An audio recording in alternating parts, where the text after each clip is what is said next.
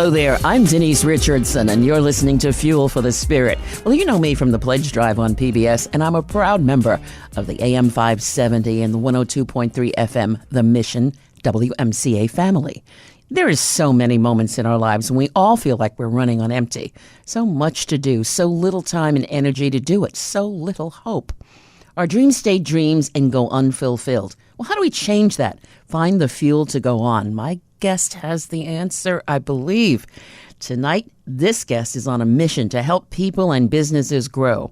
A successful entrepreneur himself, he empowers others to be visionary leaders, to follow their inner guidance and live their unique genius to create and live lives they love living.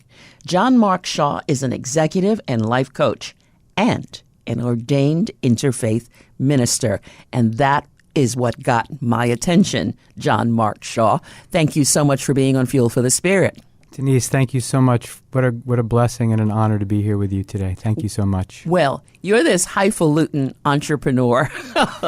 We'll talk about your career, but now you're an ordained minister. So how do you cross over from business to faith? Interesting that's been a journey for me to discover and to heal whatever separation that I felt that there was between business and earning a living and making money, and then faith and spirituality. But I believe that in truth there is really only one, and that abundance and wealth and success are all very much tied to spiritual connection, and that our Creator, the Spirit within us, wants us to live abundant lives where we can give our fullest gifts to the world, and doing that in this world of time and space requires financial success and business success and making a living and supporting our families. And so I think there was an old paradigm of spirituality and money being separate, or money not being spiritual, or business not being spiritual, but I think we're changing that, and I'm proud and honored to be a part, hopefully, of making a small dent in creating a more conscious way of doing business and empowering people to be visionary leaders and conscious business. I think you've probably heard this along the way. I really wish I could do. I've been wishing all my life that I could be a model or that I could be a singer. And it's like, I wish, I hope, and then you're waiting tables and you don't think that that's possible, but you keep wishing and hoping. What do you say to people who do that? So it's interesting. Napoleon Hill talked about there were 2% of people who really took the steps to take the action required to live their dreams, and that so many people are kind of stuck in what you're describing as the wishing and wanting stage, that we all have sort of longings, but the what's required is really to develop a faith, to develop a crystal clear vision of where we would love to be, and to support that vision by understanding and learning the way change and growth happens, and then committing ourselves to follow and take these steps, oftentimes the massive imperfect action, be willing to get it wrong, to do it afraid, to overcome our fears. And if we stay connected to our vision and ask ourselves every day, what is one step I can take to move in the direction of that vision that I would love, then that journey will follow, and we will receive the guidance from our Creator, from God within us, from the still small voice, to take those steps. And then once we take a step, then more will be revealed to us. So what you're talking about is that there's a language that goes along with being successful. Absolutely. And you have to believe the words that you're going to learn to use, such as? Well, the language of success, there are patterns. There are patterns to the way in our universe, universal laws of success. So we know that there's a law of electricity, that there's a law of gravity, and equally so that there are certain laws or patterns for the way that success is created and the way to create and sustain ongoing change. And again, one of those patterns is that no wind is favorable to the sailor with no destination in mind. It's the power of having a vision, of having a crystal clear vision. Einstein said that we can't solve a problem at the level of thinking that created that problem, that we need a new level of awareness, and that comes from tuning into the vision. He said that you can match the frequency of the reality you want and it must be yours, meaning that if we think in alignment with a vision for what we will love, it changes our awareness. And suddenly we will download from our inner guidance system solutions and answers and surprise support by staying connected to the vision, as opposed to focusing on our problems and focusing on the reasons why we can't and focusing on the worry, doubt, and fear, which is often a dominant frequency that's broadcast in our society. It's turning our attention away from the problem. What we pay attention to grows. And so if we pay attention to our vision, we will live and take the steps in the direction of that vision. You're listening to Fuel for the Spirit. I'm Denise Richardson, and my guest is John Mark Shaw, a transformational, big old word, transformational life and business coach. He helps to change people's lives, people who have a vision, people who are maybe hesitant about their faith. But I want to know how all this began, because, let me tell you, just let me tell you about his work life. Prior to founding his own firm, he served as co-founder and chief operating officer of Hill Country Hospitality, where he built a $30 million company from the ground up. Prior to Hill Country, he served as COO of David Boulet's Boulet International, very big deal also, GM for Danny Meyer's Tabla and Bread Bar, and vice president of operations for Reed Herron's Nice Ventures in San Francisco. So you're big to do in the world of business. Let's go back to being a child, because I think we think that people who become extraordinarily successful had this great life as a child. Talk to me about your life as a kid and how your circumstances actually brought you to sitting here today. So I was born actually in New York, in Flushing, Queens, to two very loving parents who I adore and am very connected to this day. And interestingly, one of the things that while it was a loving environment, they wound up getting a divorce, which was very common at the time, and I think half of the marriages these days are ending in divorce. But I was among that first early generation to be experiencing what that means, and I think that on some level shaped who I was, both in many different ways. During that time, I sort of developed a bit of a spiritual longing, which I did not necessarily follow through on until much later in life, and started to ask certain kinds of questions. Yeah, but as a child, a lot of kids who go through divorces, they feel no matter how often the parents say, "We love you, we're here for you," and you may have heard those words, but you were feeling like, well, I'm not hearing that. I'm feeling like you're letting me go. I feel like I'm a little abandoned here. Yes. What were you really feeling?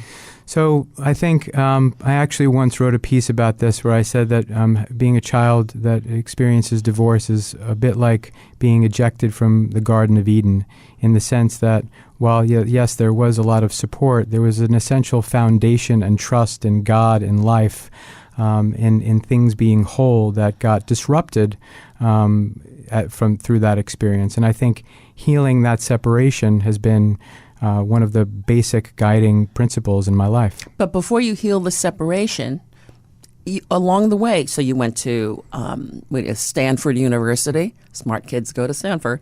You went to USC. You got your master's at USC. But then you became an alcoholic. Absolutely. Okay. So, look, I had some unfinished.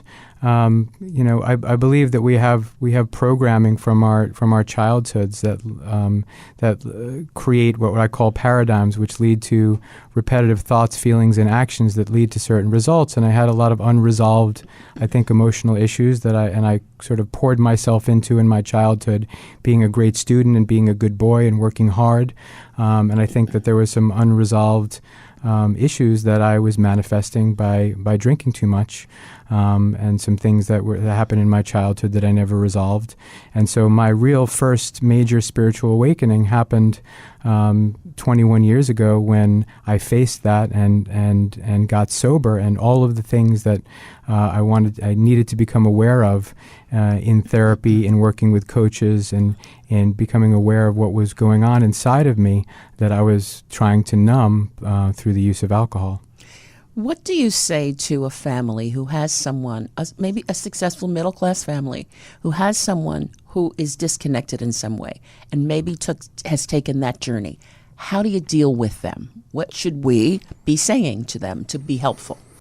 I think listening and unconditional support and honoring that there is intelligence in everything. I believe that we live in an infinitely intelligent universe, and that everything that's happening to us is happening for us, and that the content of our life is the curriculum of our evolution, as my teacher Mary Morrissey says, my mentor, and that there was something perfect about my alcoholism. There was something in that symptom needing to heal, and healing that symptom that was core to my manifesting my calling in life to serve people, to help people heal, and also to help people live their best lives, to fulfill their beautiful destiny. And oftentimes we are all born as acorns with the potential to become magnificent oak trees, but oftentimes we have some tangles in our systems. I consider it unknotting the energies and of our subconscious minds and some of our patterns, emotional patterns and psychological patterns. And so I think honoring that there is that in the wound, Rumi said that the wound is where the light shines in, and the idea that oftentimes we become our greatest teaching and impact in the world starts with where we had some sort of wound. And I think my spiritual awakening was tied very much to this challenge and wouldn't have happened otherwise, and it made me a minister. It made me want to live a life of a modern minister. And so to understand that there's wisdom and intelligence and messages that we have to honor through the behaviors and symptoms and addictions, and that honoring and understanding what's going on beneath the surface is really how we heal. It's really interesting. I am one of those friends who thinks I tend to think I'm right when I'm giving my opinion. And but I don't share what I haven't experienced. So I'm saying, as a girlfriend said to me recently, you have a tendency to be a little too aggressive with your opinion. So she said, you should say, in my opinion. So in my opinion, I'm hearing that you needed to go through that to become who you are today, because I'm going to bet that you're meeting those people along the way, those entrepreneurs who are saying, maybe they're very successful, but they're having trouble with people who are working for them. Or maybe they're, I can't get this off the ground. I know I wanted to graft off the ground. And so how do you work it so that your background, they trust you enough? And I imagine you have to share for them to trust you so that you can help people move forward. I think it's vital to be a teacher or a coach or a minister or anything that serves people to be transparent about your process, and that creates connection when we are vulnerable and authentic and transparent, and tell our stories and use our stories as teaching stories to guide people, to help people perhaps learn from some of our lessons in terms of creating solutions and growing in their own lives. So, have you met people who won't listen? Absolutely. I think we each have our own energetic signature, and I'm not for everyone and everyone is not for me. And hopefully there are people who are listening who will resonate with what I'm sharing. But I also know that at times that I'm not going to be. I believe that there are people who can only hear what they are meant to hear from me. I believe that there are people out there, and that my calling is to serve them by delivering a message that they can hear. There are many other teachers, many more successful and famous than me, but my unique energetic signature, we're on the radio, my frequency of broadcast is something that will match certain people's ability to hear, and that those people's lives are the lives that I'm meant to serve. You're listening to Fuel for the Spirit. I'm Denise Richardson, your host. John Mark Shaw is with us. He's a big old word, transformational life and business coach. Okay, define transformational life for me. I presume you're just changing lives. So the word transform literally means to move beyond the current form and to create something new. And so I help people create and sustain positive change, develop a vision for where they would love to be, and navigate the gap between where they are and that vision. Okay, kind of walk us through that a little. For people like myself, John Q, average person, I come to you and say, I have X amount of problems. I have a block. I have a block to writing. And I know that I need to write because of the nature of the work that I'm doing. I also have a block to following through. And that's just something that's been part of my life. So you say to me, you're going to ask me a lot of questions, but you want to cut through it now for the audience. Of course. What do you want to do with me so that I can learn from you? So I think there's I guess three basic principles. First of all, we all have growth signals that take the form of our longing and our discontent. So your longing in this example to write is something that is manifesting as a longing, and a discontent, for example, with not writing, mm-hmm. right? I believe that we are all connected to the 14 billion year history of the universe, and that the universe is expanding in and through us, and that pull to the more life, the ever upward spiral of becoming, can be felt as our growth signals, our longing and our discontent, and that we want to honor our growth signals rather than squash them. And those growth signals can ultimately be harnessed and focused into a vision for a life that we would love. So the second piece is that we let's go back to the first piece. Okay. Translate that for me. You believe that there's a longing to do this thing. There's a longing for more life, and it expresses in each of us differently. And so the next step is the step towards changing that? Exactly. So Okay. the next step is getting clear on the vision that answers the longing, right? And then and spending a lot of time designing it, getting clear about it, and there's something called the physics of transformation, which is a big sounding word, but it really means to feel the feeling of the wish fulfilled, that it's possible to imagine. Yes. And that was one of Wayne Dyer's famous lines, that it's possible for us to have the present feeling of a future reality. So instead of focusing on my not writing and I'm frustrated and I'm, for example, in that example, and I'm not doing X, Y, and Z and I don't have and all of that, to be imagining what it's going to feel like when I finish my first book, when I'm a New York Times bestseller, when I've experienced that joy, and then ask myself from that state of feeling, what's one step I can take today to move in the direction of that vision? And through this mastermind, through infinite intelligence, we will download the ideas that are coherent with the vision. If we're focusing on the vision, we'll think in alignment with the vision and get ideas and surprise support from people who will help us with the vision. If we're focused on the problem and the lack of what we want, we never get those ideas. You know something? I'm as guilty of that as the next person. We all are. It's the common broadcast, as I said, of worry, doubt, and fear, competition and scarcity that we live in. But to be visionary, to be vision driven, Emerson and Thoreau called it to be transcendent, to think beyond our circumstances, it's a power move. I'm going to share a personal story I've never shared before. Many years ago, there was someone I was dating, and he came over to visit.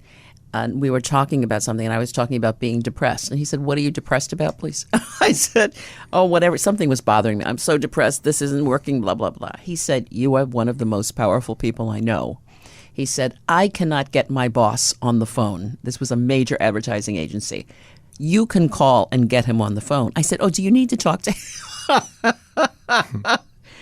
But I say that to say, if you believe you can, you can. Yes. If you believe you can't, you can't. Absolutely. That's, so our culture is catching up with ancient wisdom. As a student of spirituality and the world's religions, our current science, quantum physics, that's the observer effect in quantum physics, that the person doing the experiment, the intention and the beliefs of the person doing the experiment dictates the outcome of the experiment, which means exactly what you're saying. Our thoughts and feelings, our beliefs, magnetize a life that is coherent with those beliefs. So if we think we can be a writer of a best-selling book and we believe it, we can take the steps. If we believe and think that we can't, that will absolutely show up as truth for us. I mean, I was in a store the other day, and I don't know, I got to chatting with the young ladies, and they were talking about what their wishes were, and I said, well, stop wishing, just do it. Yes. And somehow that's not enough. They said, well, I said, you can. You just have to believe you can. Well, I think there's another really important, there's a very important principle that I just want to share, which is that we all have programming or limited so we have sort of a thermostat on our results, right? And that thermostat is our program, to use the computer language, our program beliefs, which lead to a repetitive set of thoughts, feelings, and actions which create our results. And I call those a paradigm, right, which is a thermostatic setting. And so we all have resistance to change, yes. right? In physics, they call it entropy, right? And so with every great endeavor, there is an equal and opposite force. There's a person within us who wants to grow. And there's an energy within us, there's an operating system that wants us to stay safe in our comfort zone. And navigating that is why you have support, why you have a coach, why you have somebody, because most people can't get past that. And usually that paradigm speaks to us in the language of fear. But it will use very compelling common sense language. Your paradigm is as brilliant as you are. Right? It knows your weak spots. When I was thinking of leaving my career in the restaurant business to launch my coaching business and my ministry, the part of me that had a 1-year-old and a wife to support said, with very common sense language, that's crazy. You have a safe and secure career, right? But that was my fear speaking to me in very compelling language. Actually, biblically, the story of Samson and Delilah is a story about fear, and the idea there is fear is a seductress. Fear will compel us to stay in our comfort zone, right? And so the reason why people just don't just do it is because they have not learned to navigate and understand that paradigm is not the truth of who they are. That fear, even though it's compelling, is not really the thing to be listened to, but they have to learn how to understand and overcome those fears and take the steps anyway, but do it afraid. You're listening to Fuel for the Spirit. This is John Mark Shaw. He's amazing, amazing coach. If people want to find you, how do they do that? JohnMarkShaw.com is my website. JohnMarkShaw.com. When you crossed over, you found a mentor. Yes. And I was actually looking at her online, and I was thinking, wow, she's pretty special. First of all, she's succinct, which is it's a miracle because everybody wants to talk to you too much. But Mary Morrissey, tell us a little about her. We have like 4 minutes, but tell us about Mary and tell us about her being your mentor and what it's meant to you. It's meant everything. Mary Morrissey is one of the leaders in transformation. As a teacher, she started out as a Unity minister, was very successful. She started the Life Mastery Institute to teach coaches, as well as being a coach and a speaker and a teacher. She's done conferences with the Dalai Lama worldwide. She's worked with Nelson Mandela. She's a giant in this field, and I was lucky enough to find her. When I was ready. You find the teacher when the student is ready, right? And she has been an incredible mentor, and studying with her passionately for the last 3 years has changed my life completely. Well, it's interesting because it's also changing all of our lives who come in touch with you. What is the big dream? Is it that I want that one person I know who needs to change their life and I want to help change it? What's your big dream where it comes to? And it's interfaith ministry. This is not any particular denomination. Yes, exactly. It's non-denominational, and so my dream is, on one level, is to serve God and to make manifest the glory of God, and I believe that I do that. For me, it's by serving people into their greatness, to helping people fulfill their potential and live their destiny, and create and live lives that they love living. And yeah, it's true. I think there's a lineage of teachers that Mary has studied with, and that now I'm studying with Mary and her teachers, and we're all part of in service to divinity, in service to God, and serving people into making manifest, in fact, the incredible glory and infinite abundance of this universe. What's interesting is that your mom was very much the Italian Catholic, and your dad was, no God in this house. And you're here. Yes. So is this a marriage of that relationship? Yes. Well, I think it's interesting to think about interfaith being that, but I think, yes, I think that I had a bit of a dormant, spiritual longing that did not really make itself manifest until, as I said, my alcoholism, and that became a real spiritual awakening for me. And I think that, I guess there's an archetype, a famous archetype, the archetype of the wounded healer, right? That I want to serve. I was served by people who supported me and helped me along the way, and I want to pay that forward. And I believe that I believe that unfortunately too many people have thrown the baby out with the bathwater in terms of religion and spirituality. And I think now it's time for people to connect to the truth of a universal spirituality that excludes no one and includes everyone. Last sentence is on Donna Shaw and Paloma. Yes. Wife and baby. Yes. One sentence. I'm grateful and blessed to be madly in love with my beautiful, healthy, happy 4-year-old baby girl, Paloma, and an incredible, as your friend who is on this show, my wife is a holistic health coach and an incredible mom and a radiant, shining presence on the planet. That's for sure. And you both are lucky. No, I don't believe in luck. You both are blessed to have found each other. John Mark Shaw, thank you so much for being with us. JohnMarkShaw.com. Go there or be square. You've been listening to Fuel for the Spirit. So how do you keep going in good and not so good times? Let me know your story. Call me, 347-869-6942, or email me at info@fuelforthespirit.com. If it's 8:30 on Saturday night, it's time for Fuel for the Spirit. I think I finally found my hallelujah. I've been waiting for this moment all my life. Now all my dreams are coming true, yeah. I've been waiting for this moment. It's good to be alive right about now.